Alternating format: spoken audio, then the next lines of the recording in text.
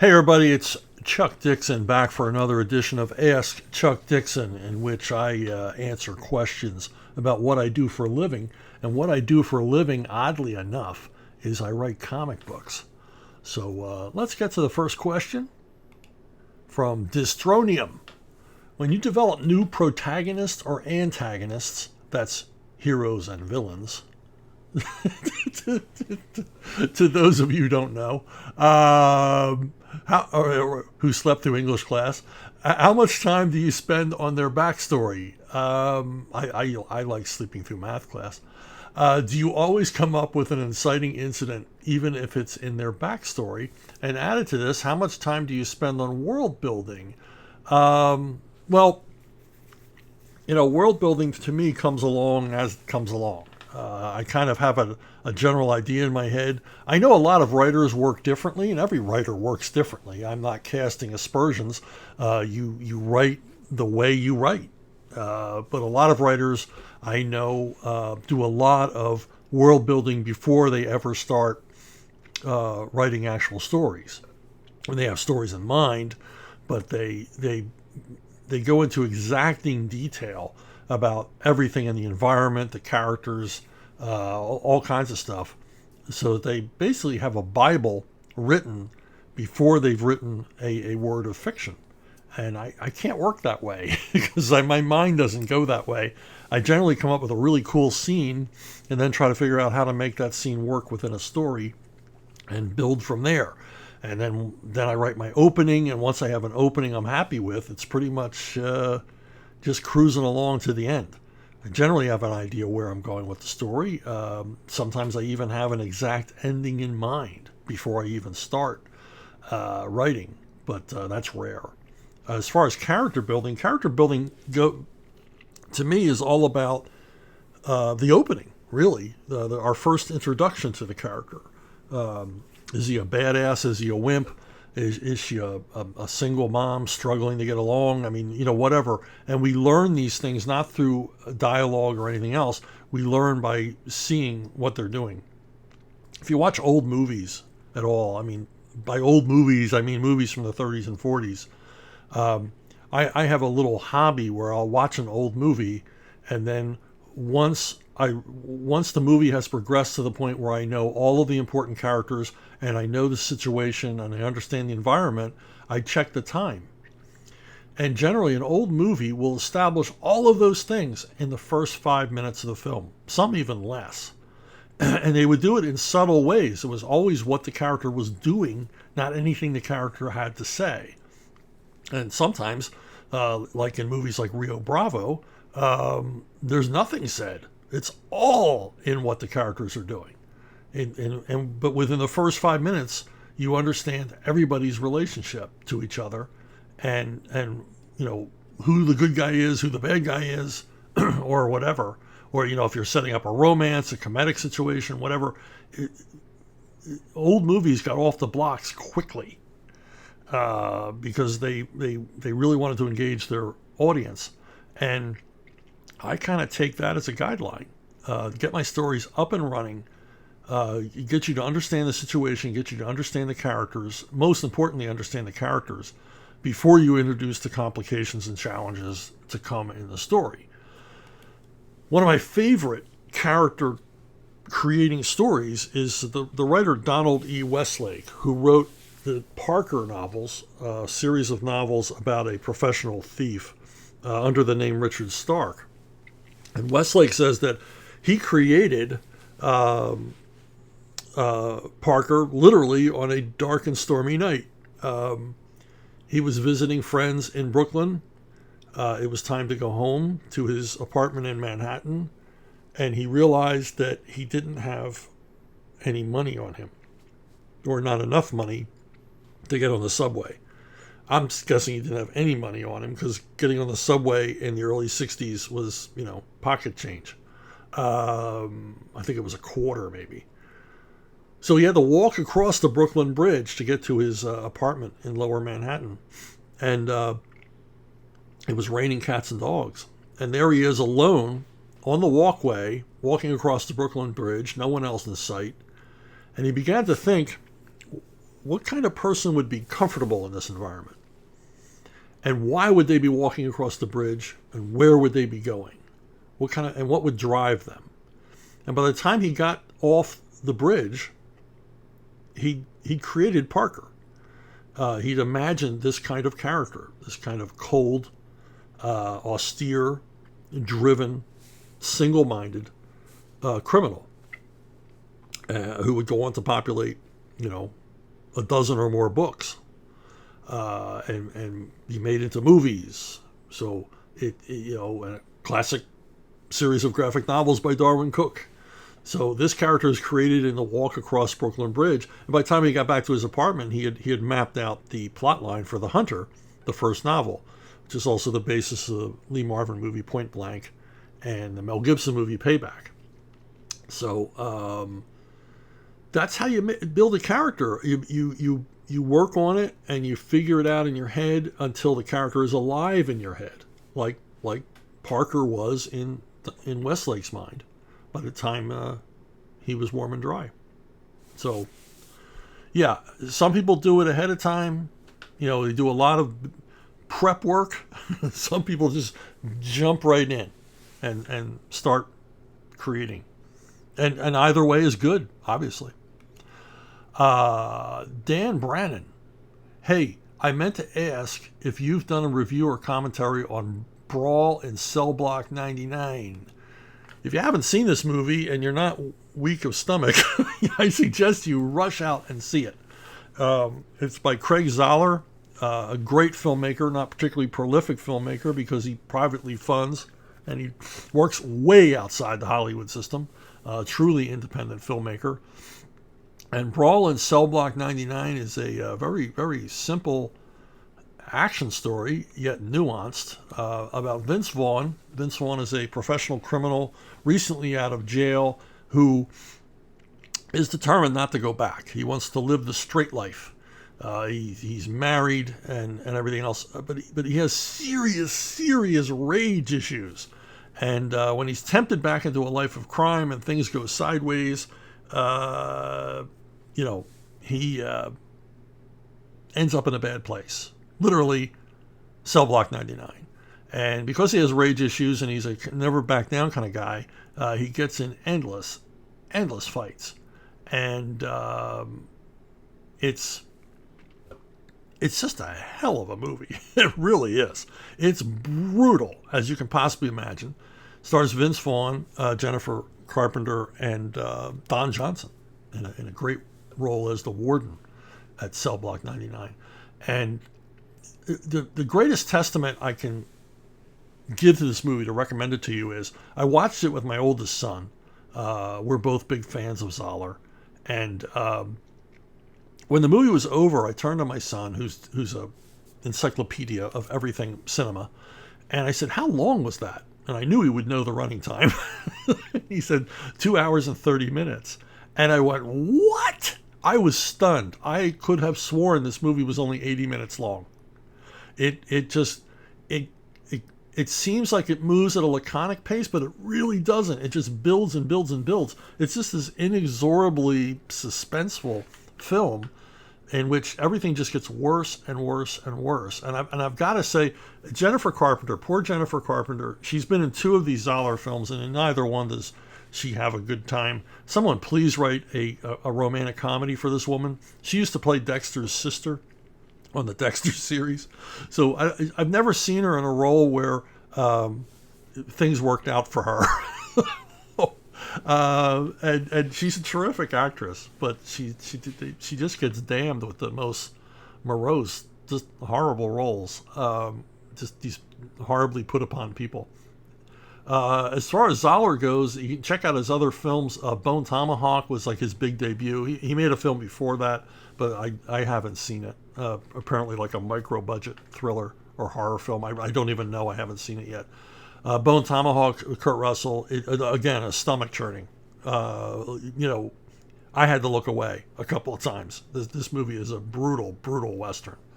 And Dragged Across Concrete, Zoller's cop thriller starring Mel Gibson and Vince Vaughn. Slow burn, cop suspense film that pulls no punches. And it's a nasty piece of work. If you like nasty pieces of work, it's a hard-boiled film all the way, beginning to end. I can't recommend Zoller enough. I wish he made more films. I wish someone, I wish he won the Powerball, or ran into a billionaire who was crazy enough to just give him, endless piles of cash. But a terrific creator, and check him out. If you're not faint-hearted, I must warn you. Seriously, these movies are rough. Dennis Monroe. In one of your episodes, you had a question about Christian comics, Archie et al. This set off a memory. At some point in the 80s, I read everything I could get my hands on. One of these, a few issues, was Crusader Comics by Jack T. Chick. I remember them looking like nothing else on the market, art and content at the time. What's your impression of Chick's output? Well, Jack T. Chick, because of your question, I did some reading. He was a devout Christian who wanted to be a evangelical minister, but he was shy and he was afraid of public speaking. And so he still wanted to have a mission. He still wanted to reach out with the word, and he chose the medium of comics, which was something he enjoyed as a child. And he thought that this was a good way to reach the public with his message. And my first exposure to them was on a SEPTA bus in Philadelphia, and that's how they were distributed. You would just find these little pamphlets, these comic book pamphlets, lying on a seat of a bus, or on the floor of the subway, or at a bus stop, or in a telephone booth.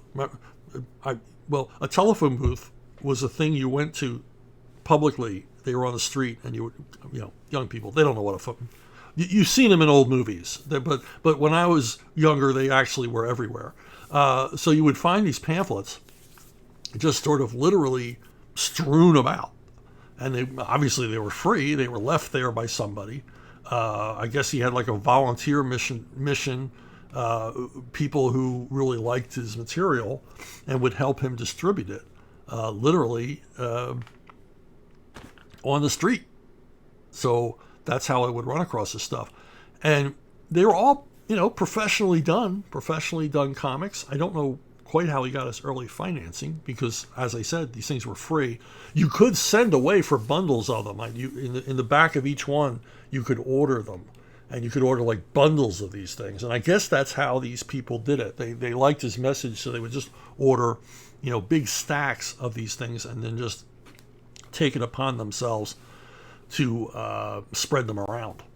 But they were always a compelling read. You're sitting on the subway. Usually I could finish one by the time I got to where I was going. And they were always about Christianity. They were often virulently anti-Catholic. I was Catholic at the time. I'm a lapsed Catholic now. But warnings about Satan, communism, the Pope, and they were compelling.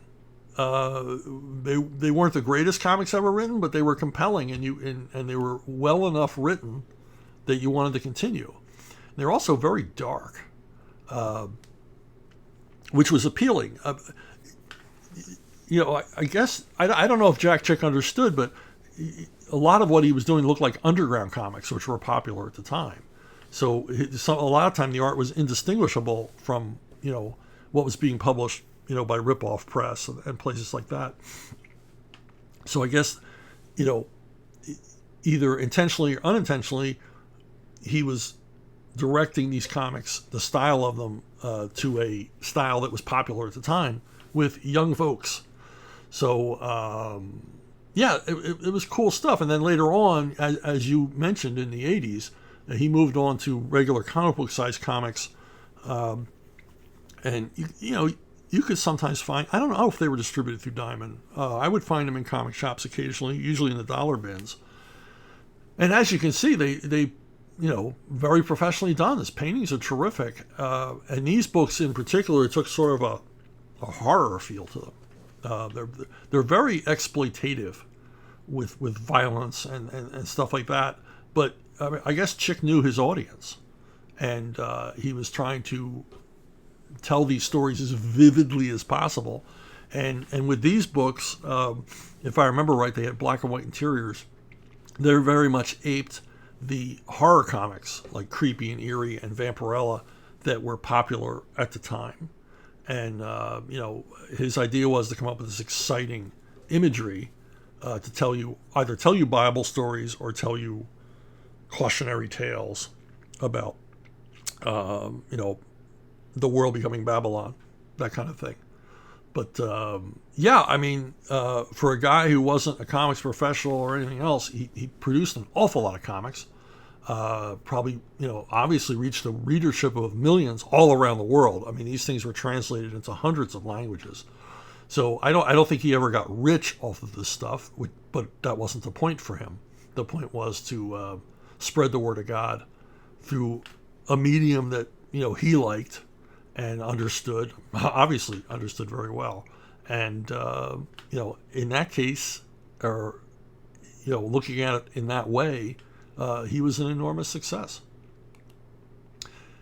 Jason Thompson, what do you think of a hero in comics breaking bad and a villain breaking good? Two of my favorite about-face turns were Sandman in Marvel Comics after he was combined with Hydro Man to make a giant mud creature, and Riddler after the Hush story. My favorite heel turn is Hal Jordan. I had to apologize to Jason. I edited his question. I put in about face. He had baby face, which I found out was not a typo. Babyface is a term in professional wrestling for when a hero turns bad or a bad guy turns hero. I don't remember, but I shouldn't have changed it, but I did because I'm ignorant. I don't know anything about professional wrestling. Anyway, villains reforming. Yeah, not a big fan of that, particularly in comics. Comics are grand opera. Mainstream comics are grand opera, and I think all the villains think they're doing a good thing. Bane thinks that he's doing right by himself, for himself. Dr. Doom is just looking out for his little country. These are lies they tell themselves. We all tell ourselves lies, right? But I don't like a villain just turning good. I think in the case of the Riddler particularly, they turned him good because the Riddler's hard to write when he's a bad guy. I understand like they made him a private detective or something like that, which to me made no sense. The Riddler is a narcissistic sociopath, and he always should be. And there's no changing that. And as you get older, you realize that, people, except in rare instances, people don't change over time. And in comics, I don't think they should change because comics, mainstream superhero comics, are an exaggeration of real life. And so you exaggerate even further the idea that people don't alter their personalities, suddenly realize that they've been wrong all these years and do a complete turnabout. Especially, a sicko like the Riddler. This, to me, it would just never happen. Harold Pridemore. Any chance of getting classic Airboy Air Fighters on Arctoons? That's a good idea. I never thought about that. We just have to find clean copies to transfer. But Airboy would be a great addition to the Arctoons library. We present a lot of public domain material. And Airboy, for the uninitiated, it's a character I've long been associated with. But Airboy in his heyday in the 40s and 50s was his comics sold as well as Batman and Superman's.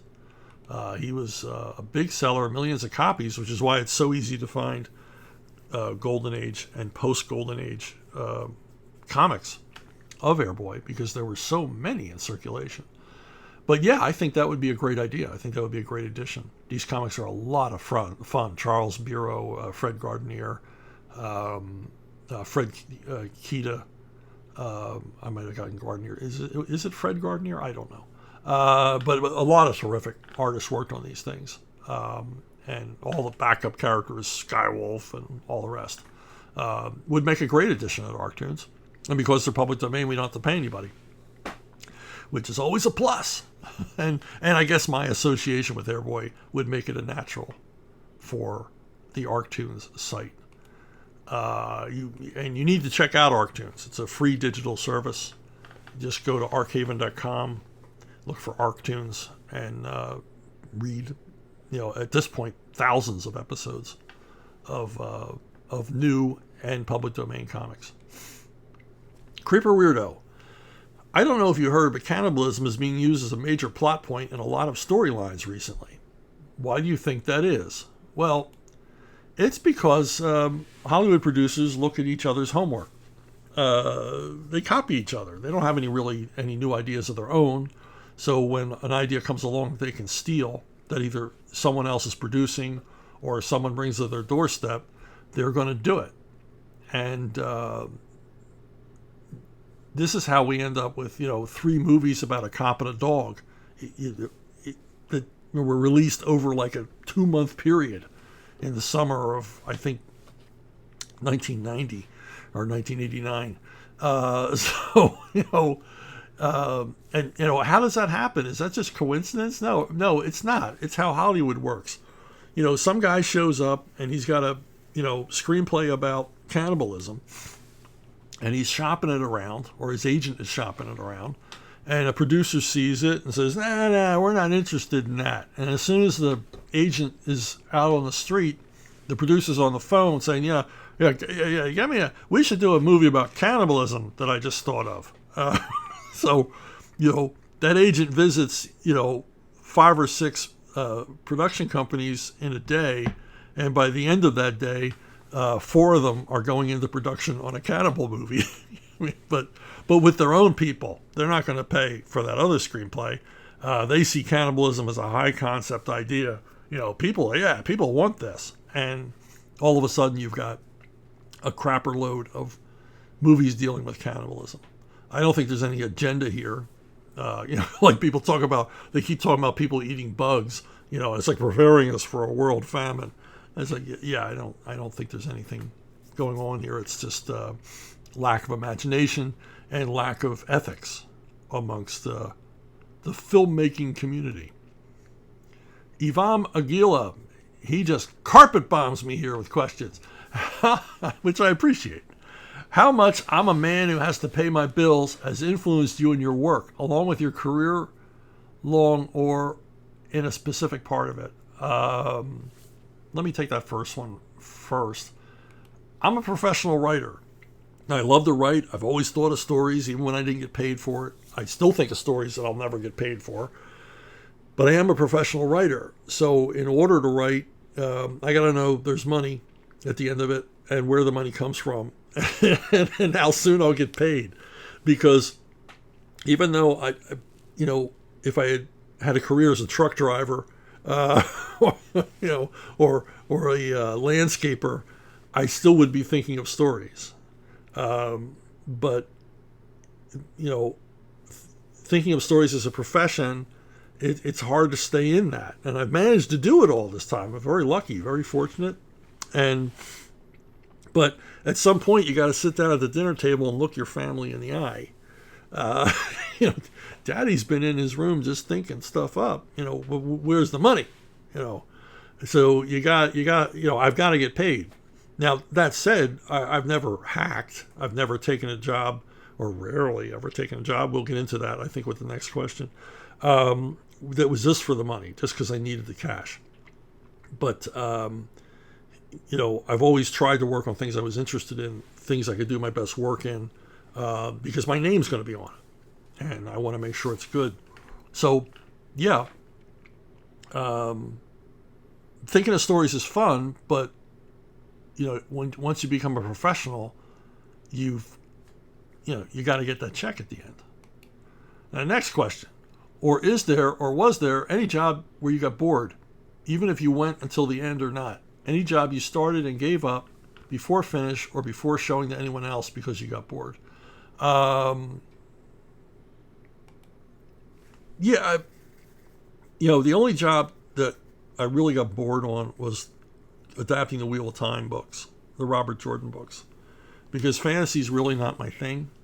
I think after Lord of the Rings, that was it. That was the final word on fantasy. And I don't know why anybody bothered after that. And I don't know why Robert Jordan bothered. I got bored because they were, again, fantasy is not my thing, and not a lot happens in those books, or not enough happens consistently to make for good comics. So changing them into comics was very challenging because the characters are either walking around or idle for much of the action of many of those books. And so it was difficult to come up with the eye candy to translate them to sequential storytelling, to make comics out of them. And it got a little tedious after a while. And, but I was in like the wilderness of my career after leaving CrossGen, and I wasn't getting hired by either of the big two, and I wasn't getting a lot of offers. So between Robert Jordan and writing Simpsons comics, I was able to, get through those years with steady paychecks. But again, steady paycheck is the thing, man. You got to do it. So in order to feed the family and pay the mortgage, I took a job that I normally would not, and it's probably the only time in my career that I did, which leads us to our very next question, which is, today in your career, are you able to select whatever you want to write? This is my impression. Yeah, I get up every morning and say, what do I feel like writing? Or more accurately, I get up on Monday morning, what am I going to write this week? And I generally have an idea of it. If I'm writing a novel, novels take a while. So if I'm writing a novel, I know what I'm going to be doing for the next month or so. But as far as comics, because I work far ahead of deadline, I'm able to pick and choose what I work on each week. And I'm able to pick and choose what assignments I want to take and don't want to take. And I get solicited all the time with ideas and concepts and things from, independent publishers, guys like Vox Day and Richard Meyer and most recently Eric July. And they want my input. They want a story written by me. They come up with a concept, and then I've turned people down. I said, no, I don't see that working, or I don't see that I'm the right writer for that. Probably more often the case, where it's like that's not something I would really have a lot to contribute on. So it'd be better if you found somebody else. And generally, I suggest people that they could go to rather than me. But yes, short answer, I write what I want to write these days and nothing else. Hey, it's an Ivan twin spin. Actually, it's probably a quintuple spin since he's asked so many questions. But let's go with this one. Have you ever imagined being in such a situation like Mr. Martin, George R.R. Martin, I imagine, where the fans are not just bothered, but sometimes even being rude with him because he didn't finish his book series yet? Yeah, if I had that much money, I probably wouldn't finish it either. But yeah, I've gotten some grief, not grief, prodding, poking. When is the next Bad Times book coming out? I wrote 6 Bad Times books. It's a series of novels. They're military adventure novels. The time-traveling group of U.S. Army Rangers. And I wrote 6 of them. They take a lot of research. They take a lot of time to write. And when I write time travel, my wife says that I get schizophrenic, and she encourages me to not write time travel. So I wrote the first 6, and I kind of wrap things up. I mean, I don't solve all of their problems, but I get them into a good place by the end of book 6. So you can read this as a 6-book series. Will I ever get back to it? Yeah, I think of ideas for this series all the time, and I would love to get back to it.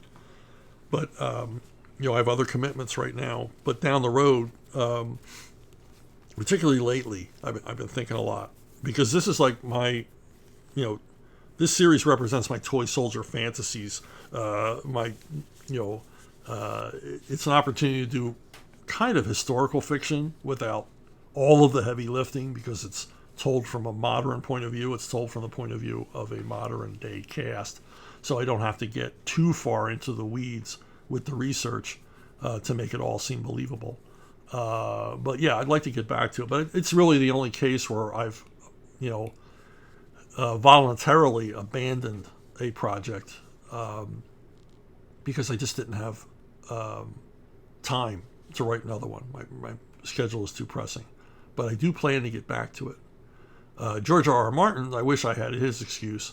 I guess when you got that much cash, sitting down at the keyboard has got to be tough, because you don't have anything to worry about. There's nothing to drive you other than, but I think I would still write. I always said that, when the guy wins the lottery and says, I'm going to keep my day job, which, he keeps for about 2 weeks. I would keep my day job. I would fulfill all my commitments. So I don't play the lottery, but just as a, just to tell everybody that I owe work to, that, I'll finish it. You'll get what I promised you, no matter what, no matter how filthy rich I become. I will finish the various graphic novel and miniseries projects I have going on. Kevin Cruz Guzman, how do you do to make your characters sound different? How do you make your character sound different besides the obvious of giving them an accent or making them repeat a catchphrase? Well, accents and catchphrases are a shortcut, but accents can get tough, and catchphrases can get tedious. So you got to figure out, how does that character sound in your head? Now, it's not going to sound that way in your reader's head, but the greatest aspect of finding a voice for your character is consistency. So your character always sounds the same, that they have the same lexicon when they speak. They have the same pace and meter and grammar when they speak, so that they are consistent throughout the work. Accents, I generally stay away from accents because they get boring, and also they're kind of insulting. And if you don't, if that isn't your accent, you're liable to step over the bounds of good taste. You're going to offend somebody, and I don't mean in a politically correct way. You're just going to be like, you're trying to do somebody from Tennessee, and you only know Tennessee from watching the Beverly Hillbillies. You're going to step on some toes, or at the very least have people go, we don't sound like that. So I generally try to avoid it. Now, as far as finding voices, a writer has to have their ears open all the time. And I tell you, I've gotten more priceless dialogue just over eavesdropping on people in line ahead of me at the supermarket or at Target or whatever. Because it's weird. You're in a line, and if two people are together, they act like they're the only ones in the world, like no one can hear them. Like somehow the people ahead of them in line and behind them in line don't exist. And you hear just some amazing conversations. And I, sort of record them in my head and write them down when I get home, phraseology and things like that. The other thing about finding a consistent voice is to base it on someone you know. Now, I based Skywolf, when I wrote him, Airboy character, I based him on my dad. A lot of things that Skywolf says are things my dad said. And I sort of had my dad's voice in my head when I wrote Skywolf. And so I would, that allowed me to be consistent, because like my dad wouldn't say this that way. How would he say it? And he had a colorful way of talking. And it really lent itself to a dude like Skywolf. Now, another thing is you think of an actor. Actors generally, obviously they have a voice, and often, no matter what character they're playing, that voice comes through. And, you just sort of think of, not that character's personality or anything else, but their matter of speaking, their meter, their choice of vocabulary, and all the rest, their phraseology, and just go off of that. Now, I understand that these words are written for them by writers, but, they get filtered through the actor's personality, approach, their literal voice, their literal method of acting. And so, in a lot of cases, these are voices that you've heard for years watching movies and television, and you can easily hear them. And you just say, well, this character is going to sound like Kirk Douglas, and you go from there. So, Rising Star Comics. While working at the Big Two, did you have any new character ideas, concepts you wanted to make that sadly never got made? If so, what were they, and why was it not meant to be? Well, that would happen all the time. All the time. Come up with stuff, you'd pitch stuff, and they just go, nah. But one that, I'll tell you one that didn't get anywhere. I pitched an Invaders graphic novel, and this is back when Marvel was doing the big oversized graphic novels. And I pitched an Invaders graphic novel set in World War II, in which the Invaders are teamed up with, I jumped ahead. Are teamed up with Logan, who's a commando with the Canadian Army at the time. And, he was around, so why not? I don't know why they never did this. And so Logan and the Invaders team up, and they discover that the Nazis are allied with the Badoon, if you remember the Badoon, the alien race, Marvel Universe. And the Badoon are helping the Nazis create some super weapon that will allow Hitler to win the war. And of course the Invaders and Logan sort of parachute in to stop all of this. And it was all written very much as a Where Eagles Dare, kind of Alistair McLean, hyped up World War II adventure story with lots and lots of action and explosion and bullets flying and everything else. And but my favorite aspect of it is that it's revealed in the story that Bucky, Captain America's sidekick, is the first modern Marvel character to meet the Watcher, because this adventure takes them to the moon where the Nazis have a base that the Badoon have helped them build. And so Bucky is the first character to meet the Watcher, Marvel character to meet the Watcher, and he's sworn never to tell anyone. And so this graphic novel would reveal that secret that I just made up for the very first time. Okay, what you watching? Well, I generally pick things that you can easily find on the streaming services, but I watched a series recently, and I loved it. And it's not going to be easy to find unless one of the streaming services picks it up somewhere in the future. It's Johan Falk. It's a Swedish, Scandinavian crime drama. And I really, really like it. I really dig it. It's about this guy, Johan Falk, and he's sort of I guess he works for like Sweden's FBI, version of FBI. But they're a lot more badass than our FBI. And what I like about the series is it's a real blue sky series where we get to see this guy's family life and everything else. And he is a Joe Normal guy. He's not just a heartless hard ass. Although he's tough, what I like about the character is he's tough when he has to be, and the rest of the time he acts pretty much as like a normal human being. He has emotions. He gets scared. He's obviously, as the series goes on, suffering from post-traumatic stress disorder. And it's a series of TV movies, 15 TV movies, done over a number of years. And together they form like this enormous crime epic that spans all over Europe. And the thing I really like about the show is it's got great detective work, terrific acting and everything else. But when the gunfights come, it delivers. I mean, it delivers like the movie Heat delivered. They're done realistically, and they're vicious, and lots of ammo flying, and scary and suspenseful, and all the rest. And characters that you learn to love, die in these things. So that's the coolest thing about this series. That's what kept bringing me back to it over and over again. I love the characters, I love the story, but I also knew that when the going got tough, it was going to be real. I mean, it was going to get real. And that sort of made the whole thing even more suspenseful because you knew there were true consequences to the actions of these characters. So it's called Johan Falk, if you can find it anywhere. I had to hunt for DVDs from around the world, but I'm sure it's got to be on a streaming service somewhere. Maybe if you change the country designation on your Amazon Prime, it'll pop up for you.